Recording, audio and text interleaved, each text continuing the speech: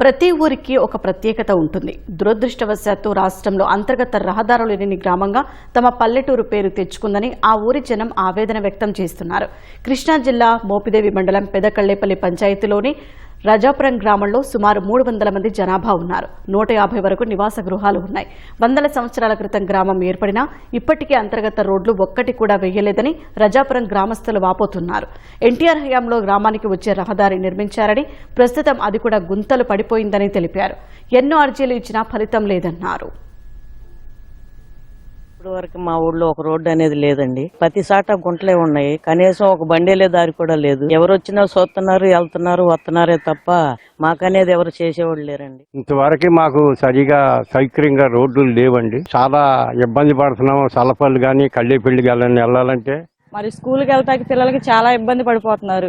మరి మేము ఎక్కడికైనా బయటకు వెళ్ళాలన్నా, ఏదైనా ప్రయాణం చేయాలన్నా బండి మీద వెళ్ళడానికి కూడా మాకు చాలా రిస్క్ గా ఉంది. మాకు ఆటో గానీ ఏదైనా హెల్త్ బాగోపోయినా మేమేమన్నా ఆటోలు పిలుచుకున్నా సరే మా రోడ్లు సరిలేవని ఎవరు రారు. మీకు రోడ్లు సరిలేవు కాబట్టి మా ఆటోలు రావని చెప్పి మొహం మీదే చెప్పేస్తారు. మేము ఎంత ఇబ్బంది వచ్చినా సరే ఇక్కడే ఉంటాం. మాకు సరైన రోడ్లు కావాలని అడుగుతున్నాం. మాది పుట్టిన దగ్గర నుండి చిన్నప్పటి నుండి ఈ ఊర్లోనే ఉన్నాను నేను. మా గ్రామానికి ఎటువంటి సౌకర్యాలు లేవు, రోడ్లు లేవు. నా చిన్నప్పటి నుండి ఈ మురికిలోనే మేము బతుకుతున్నాము. మా కళ్ళేపల్లి నుండి మా గ్రామానికి, మా గ్రామంలో ఉన్న ప్రతి వీధికి కూడా మాకు రోడ్లు కావాలి. మురికి మొత్తం మా ఊరికి అసలు పెద్ద కళ్ళేపల్లి నుంచి బస్సు రావడానికి కూడా సౌకర్యం లేదు. మాకు పిల్లలు స్కూల్కి వెళ్ళాలన్నా ఇబ్బంది పడిపోతున్నారు. ఎన్ని రోజులు వర్షం వచ్చినా అన్ని రోజులు ఇంటికాడ ఉంటామే.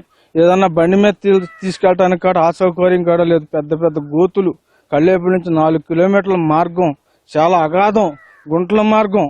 మరి దయించి మాకు ఈ ప్రభుత్వంలో మేలు జరగాలని దేవుణ్ణి అడుగుతున్నాం. రబ్బీస్ రోడ్లు కూడా లేవండి. బురద అవుతుంది. ఎడ్డబండితో ఒడితోలుకోవాలనే యాత్న చుట్టేసిపోతున్నాయి.